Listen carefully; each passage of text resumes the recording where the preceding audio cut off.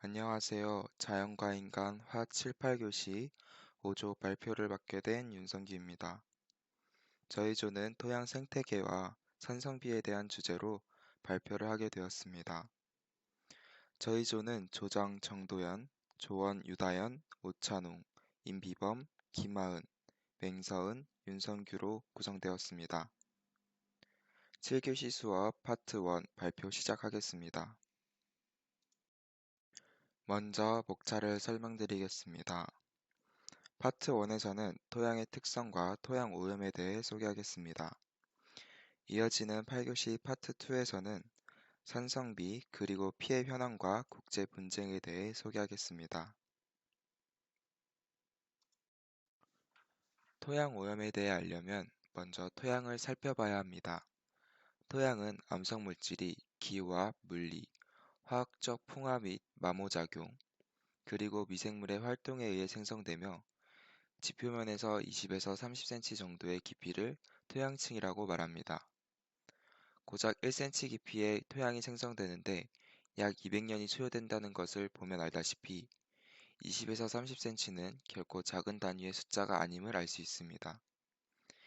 이러한 토양은 물, 공기와 함께 기본적인 환경 구성 요소로 자리하고 있습니다. 토양 생태계는 생태계 유지와 물질 순환의 핵심적인 역할을 담당합니다. 토양은 물이나 공기와 달리 유동성이 거의 없지만 대기, 물, 생물, 암석 등 여러 물질과 상호관계를 맺으며 매우 중요하고 다양한 기능을 수행합니다. 먼저 대기와 오염과 분진의 관계를 갖고 생물과 식물의 생장, 배설 관계를 가지며 암석과는 퇴적, 속성작용, 풍화, 성토층 발달의 관계를 맺으며 물과는 유출, 침출, 여과, 침식, 퇴적, 화학적 침전의 관계를 가지며 서로 크고 작은 영향을 미칩니다. 사람에겐 땅에 농작물을 심어 먹을거리를 지속적으로 얻게 해주었으며 정착 문화가 가능하게 하였습니다. 토양의 조성은 물리적 성상에 따라 고체성 토양 입자, 액체성 지하수, 기체성 공극으로 나뉩니다. 일반적으로 육지 토양의 경우 식물이 잘 자라는 토양의 비율은 고체상 무기물 45%, 유기물 5% 내외의 50%, 액체상 수분 25%, 기체상 공기 25%입니다. 토양의 조성 물질에는 무기물질, 유기물질, 물, 공기, 생물이 있습니다.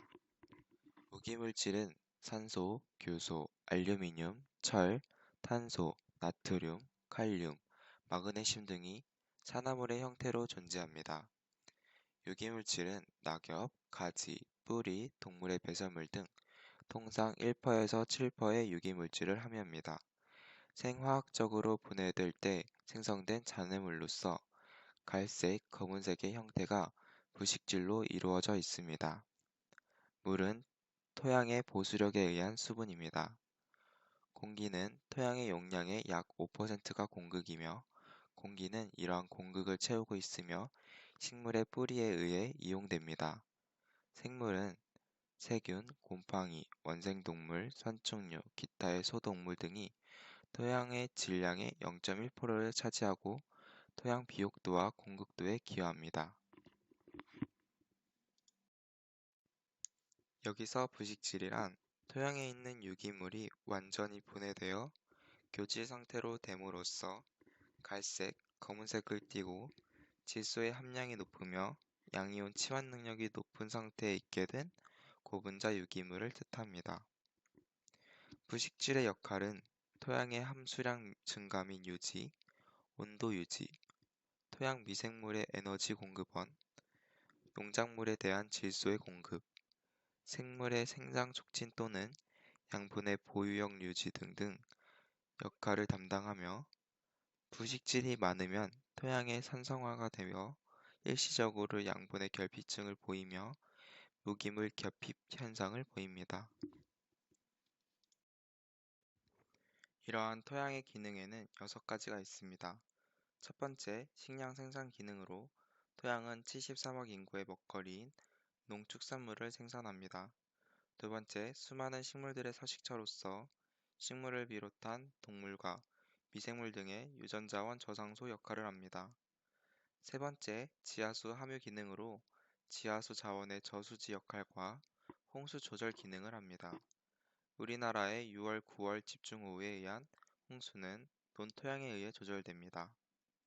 네 번째, 소권, 대기권과 유기적으로 연계합니다.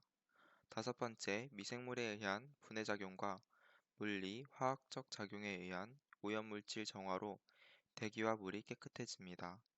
마지막으로 인간이 생존에 위해 필요로 하는 의식주 자원과 에너지 및 광물 자원을 공급합니다.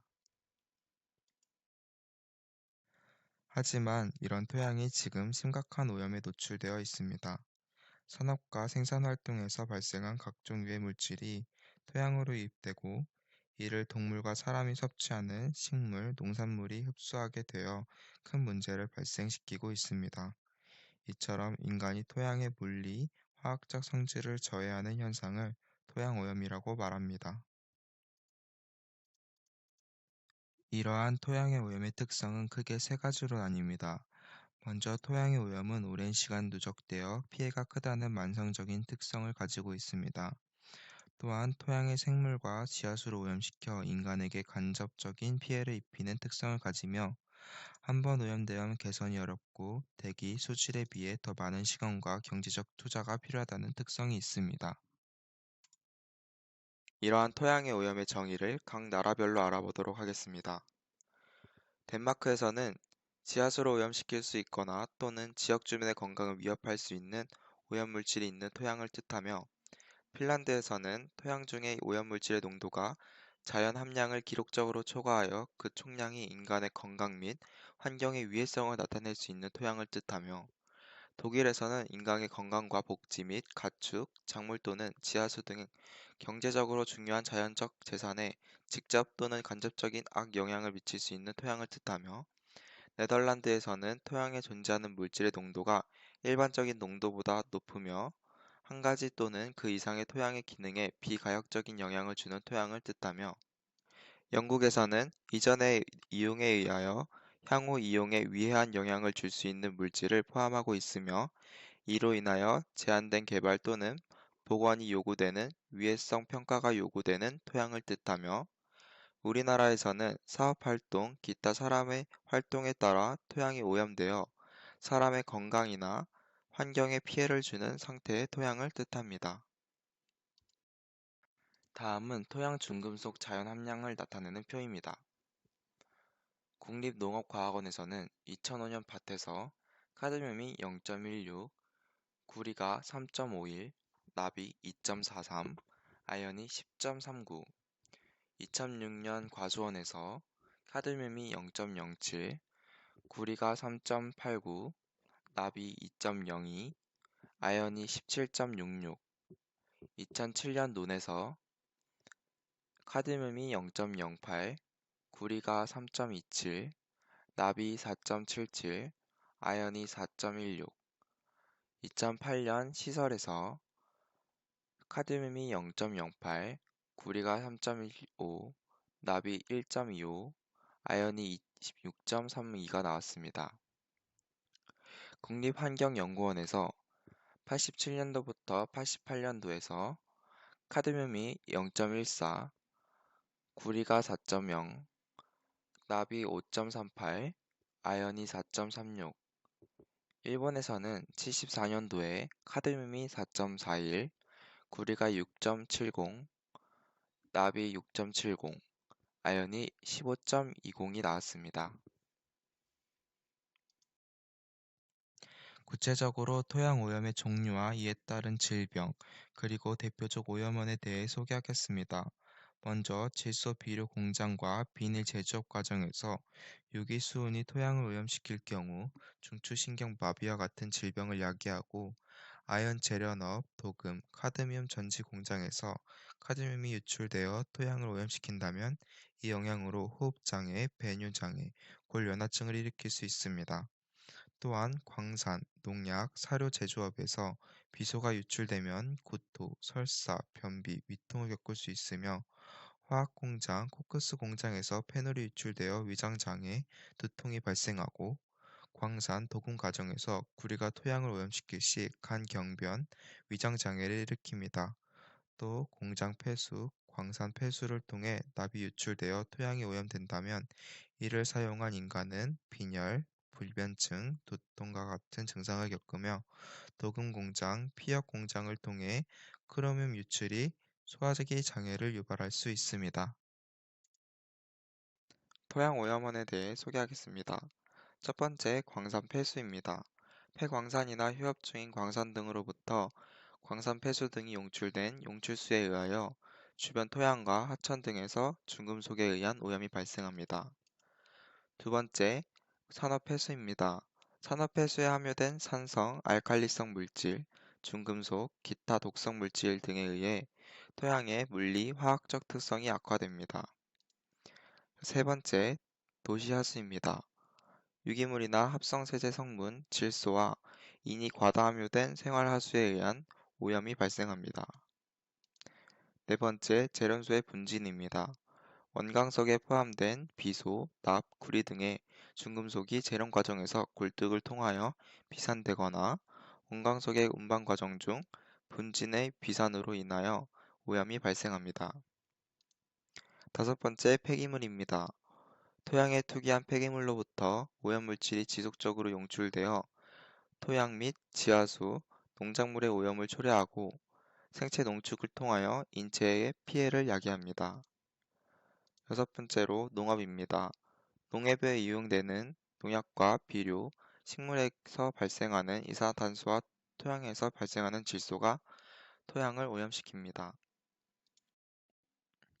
이러한 토양 오염의 사례를 소개해 드리겠습니다. 첫 번째로 원진레이온 공장 부지의 토양 오염 사례입니다. 옛 원진레이온 부지의 지하 토양이 강산성으로 변해 있으며 각종 중금속으로 오염되어 있었습니다. 현재 아파트 단지가 조성되어 있는데 식물뿐만 아니라 철근 콘크리트도 빠르게 부식되어 아파트 건물 안전에 악영향을 미칠 것으로 예상됩니다. 두 번째로 광명시 가학광산 사례입니다. 산업과 생산 활동에 따라 각종 유해 물질이 토양에 주입되면서 문제가 발생했습니다. 광명시 가학광산 인근 주민들의 몸에서 다량의 카드뮴이 검출되었다고 합니다. 세 번째로 의왕시 제일모직 사례입니다. 경기도 의왕시 제일모직 부지 인근의 화학보지 공간에서 한진화학의 톨루엔 탱크가 부식하면서 화학물질이 토양에 흡수되는 사건이 발생했습니다. 네 번째로 화성시 쓰레기 매립 논란 사례입니다. 화성시에서 개인의 땅을 임차해 쓰레기 매립지로 사용한 후 별도의 오염 방지책 없이 농지로 용도 변경하여 판매한 사건입니다. 이곳의 쓰레기로부터 나오는 침출수에 의해 주변 토양과 하천이 오염될 가능성이 있습니다. 심각한 토양 오염의 대책으로 산성 비료가 아닌 유기질 비료의 사용을 권장하고 농약의 과다 사용을 막으며 올바른 가정 하수 및 산업 폐수 처리와 폐기물 또는 독성 물질 처리를 철저히 관리하며 매립의 방식을 위생 매립으로 바꾸려 하고 있습니다. 이미 오염된 토양은 오염토를 제거하는 방법, 오염토를 제거하고 외부 토사를 반입하는 방법, 오염토와 외부 토사를 혼합하여 오염 농도를 낮추는 방법, 심토를 갈아엎어 오염토와 치환하는 방법, 심토를 갈아엎어 오염토와 혼합하는 방법 등과 같은 개선 방법이 마련되어 있습니다. 이렇게 토양의 특성과 토양의 오염에 대해 소개하였습니다. 또 다른 개선 방법으로 토양의 조건을 고려하여 재래식물을 선정하고 밭을 논으로, 논을 밭으로 일시 전환하며 토양을 이전, 교환 또는 용도 변경, 택지 조성 등의 기회를 이용하여 오염된 토양을 매립용으로 쓰고 다른 곳에서 오염이 안 된 토양을 운반하여 치환합니다. 화학비료의 사용으로 산성화된 토양은 석회를 사용하여 토양을 중화시키고 또한 산성에 강한 작물을 재배합니다. 유해 중금속에 의해 오염된 토양은 토양 계량계를 사용하거나 객토를 실시하고 특히 퇴비 등 유기질 비료는 병원성 세균을 억제하기 때문에 식물체가 튼튼하게 되어 병충해에도 강하게 되므로 농약 사용량이 감소됩니다. 오염된 토양을 파내고 오염이 안 된 토양으로 완전히 교체합니다. 여기 특이한 나무가 있습니다. 이 나무는 나뭇잎이 오염된 공기를 치유한다면 뿌리는 오염된 토양을 치유합니다. 포플러 나무의 뿌리는 중금속 정화 능력을 가지고 있습니다. 포플러가 심어진 토양에는 땅속에 포함된 카드뮴, 납, 아연이 현저히 낮은 수치를 보입니다. 지금까지 토양의 특성과 토양의 오염에 대해 소개해드렸습니다. 발표 내용처럼 1cm 깊이의 토양이 생성되기까지 걸리는 시간은 200년이 소요된다고 합니다. 이러한 토양으로 동식물이 먹이 활동을 할 수 있고 인간들도 작물을 재배하고 홍수로부터의 보호를 받습니다. 하지만 이러한 토양이 점점 오염되어 현재는 인간과 동식물에게 위협을 가하는 존재가 되어버렸습니다. 토양은 한번 오염되면 개선하기 어려운 특성을 가진 만큼 지금이라도 토양에 대한 인식이 바로잡혀 환경을 보존해야 한다고 생각합니다. 다음은 7교시 퀴즈입니다. 다음 문제를 풀어보세요. 첫 번째, 지하 세계에 어떤 다른 생태계가 있습니까? 유튜브 검색을 통하여 EBS 클립뱅크 땅속의 비밀 동영상을 시청해주세요. 두 번째, 오염된 토양을 개선하는 방법을 알아봅시다. 유튜브 검색을 통하여 도시와 나무, 토양 오염을 치유하는 뿌리 동영상을 시청해주세요. 시청을 완료하신 후 강의 후기란에 간략하게 느낀 점을 적어주시면 됩니다. 다음으로 7교시 퀴즈 동영상을 보고 5조 조원들의 느낀 점을 정리해 보았습니다. 인간이 문명을 만들어 살아가는 데에는 자연환경의 개발이 필수적이다. 작게는 나무를 베어 집을 만들고 크게는 도로를 깔고 건물을 세우는 것까지 다양한 방식의 인간은 지구의 환경을 파괴해왔다. 땅속의 미생물들이 비옥한 토양 1cm를 만들기 위해서 필요한 시간은 대략 200년 정도 걸리고 거대한 바위가 모래가 되고 또 흙이 되는 데에는 수만 년의 시간이 걸린다고 한다. 우리 인간은 이렇듯 긴 시간 동안 쌓여온 토양을 너무 고민 없이 파괴하는 것은 아닌가 걱정하게 되었다. 인류에 의해 오염된 토양을 정화하는 것 또한 인간이 할 수 있는 일 중 하나다. 포플라 나무는 그 거대한 뿌리 체계를 통해 땅속에 축적된 중금속을 정화할 수 있는 능력을 가지고 있다. 인류는 이러한 능력을 가진 식물들 개량을 통해 더욱 강력한 정화 능력을 가진 생물을 만들어낼 수 있다. 이렇듯 파괴된 자연을 복구하는 것도 인간의 역할 중 하나일 것이다.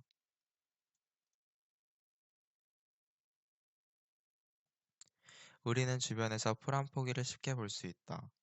이러한 풀 한 포기가 자라기 위해서는 흙은 셀 수 없는 세월을 보내며 영양분을 품어왔다. 1세제곱미터의 흙 속에서 수만 마리의 미생물, 몇천 마리의 지렁이, 몇백 마리의 작은 동물, 한 마리의 척추동물 등의 생물이 살아간다. 생명력이 가득한 흙을 인류의 발전을 위해 사용하는 것도 중요하지만 흙 자체로서의 중요성을 인식하고 잘 보존하는 노력이 필요하다. 쓰레기 떼기 위해 포블러를 심었다. 포블러는 중금속을 정화하는 능력이 있다고 알려진 나무이다. 정말 놀랍게도 포블러를 심은 오염된 흙은 안 심은 오염된 흙보다 중금속이 적게 검출되었다.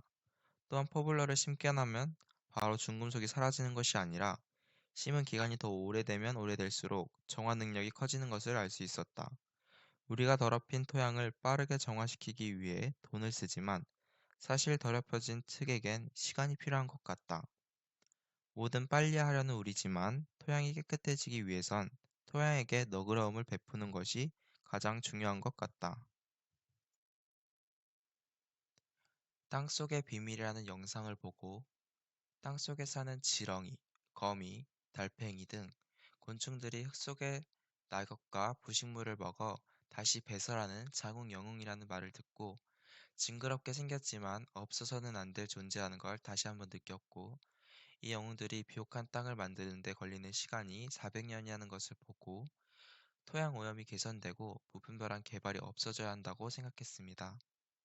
토양 오염 치료하는 뿌리 영상을 보고 계속되는 개발로 인해 토양 오염이 심각한데 포블라는 나무를 통하여 토양이 정화된다는 것을 알았고, 역시 자연과 인간은 멀어져서는 안 된다는 것을 다시 한번 느끼게 되는 계기가 되었습니다. 또한 나무를 더 심어 공기 좋고 살기 좋은 나라가 되었으면 좋겠다고 생각했습니다. 토양 오염의 문제가 갈수록 심각해진다. 환경 오염과 인간이 자연을 보호하지 않아 토양 오염의 문제가 발생하고 있기 때문이다. 토양을 정화할 수 있는 이런 뿌리가 발견됐지만 나는 인류가 자연을 더 보호해야 한다고 생각한다. 토양에 많은 생물, 미생물이 살고 있다는 사실을 알게 되었다. 최근에는 많은 지역들이 도시화가 되면서 토양이 시멘트화 시켜서 안에 있는 생명체들이 살아남지 못하게 되는데, 자연적으로 보존해야 할 구역은 도시화시키지 않고 꼭 지켜주는 게 맞다는 생각이 들었다. 토양 안에서 다양한 상호작용이 일어나고 그 시간이 결코 짧지 않다는 사실을 알게 되었다. 그만큼 인간도 토양을 보존하며 자연을 지켜주어야 한다는 생각을 하게 되었다. 나무 뿌리가 토양 오염을 치료한다는 것을 알게 되었을 때 자연에 있는 생명체들은 서로 상호작용하는 관계라는 것을 알게 되었다. 중금속을 정화하는 나무를 보고 자연의 신비라는 것은 예상할 수 없게 대단하다는 것을 깨닫게 되었다. 나무 뿌리가 공생하면서 미생물이 토양 내 오염물질을 치료하는 2차 효과를 가지고 있다는 게 신기했다. 나무 뿌리의 오염 흡수 능력을 높이면 도심에서 훨씬 더 많은 효과를 볼 수 있다는 생각이 들었다. 자연이 우리에게 주는 이익이 큰 만큼 우리도 이러한 자연을 잘 보존하고 가꾸어야겠다는 생각이 들었다. 흙을 의지해 살아가는 많은 생물들이 있는데 인간들의 욕심과 생활로 인해 이러한 생물들의 터전을 해치는 것은 아닌가 하는 생각을 하였습니다. 오랜 시간 동안 토양을 가꾸고 비옥한 흙을 만들어주고 그 안에서 살아가는 생물들의 터전을 보호하고 앞으로 인간들의 삶을 위해서라도 토양 보존에 더욱 경각심을 갖고 행동해야겠다고 생각했습니다. 토양 오염 문제가 점점 더 심각해지고 있는 상황에서 중금속을 정화할 수 있는 포플러 뿌리를 발견한 것은 토양을 정화할 수 있는 새로운 기회를 제시해 주는 것이라고 생각했습니다. 이를 더 연구하여 많은 문제들에 적용한다면 많은 효과를 얻을 수 있을 거라 생각했습니다. 하지만 이러한 정화 물질에도 한계가 있기 때문에 결국 인간들이 스스로 느끼고 깨달음을 통해 땅속 생물 등뿐만 아니라 앞으로 우리가 살아가야 할 땅임을 잊지 않고 토양 보존을 위해 행동하고 경각심을 갖는 것이 가장 1차적으로 중요한 것이라고 생각합니다.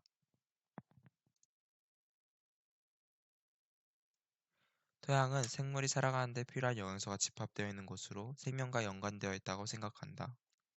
이러한 토양은 오늘날에는 예전처럼 많이 보지 못하게 된 것이 사실이다. 앞으로도 계속 토양은 우리의 시야 밖으로 사라지게 될지도 모른다라는 생각에 걱정이 된다. 토양이 없다면 인간은 농작물을 재배하지 못할 뿐만 아니라 과업성을 통한 산소의 생성도 줄어들게 되어 대기의 질이 나빠지게 될 것이다. 교통, 주거시설을 위해 아스팔트, 시멘트를 사용한 것은 편리하고 좋으나 토양의 입지가 좁아지는 문제점을 간과해서는 안 될 것이다. 포플러 나무는 토양의 중금속 수치를 낮추는 뿌리를 가졌다고 한다. 중금속 수치가 높다면 정상적으로 생명체가 살기가 어려운 환경임에도 불구하고 오염을 완화시키면서까지 살 수 있다는 점이 신기하다. 유전자 가위 같은 현대의 좋은 과학기술로 좋은 DNA 성분만 추출하여 유전자 재조합 식물이 많이 연구되어 환경을 친환경적으로 보호할 수 있는 날이 왔으면 한다. 마지막으로 참고 문헌을 소개하겠습니다.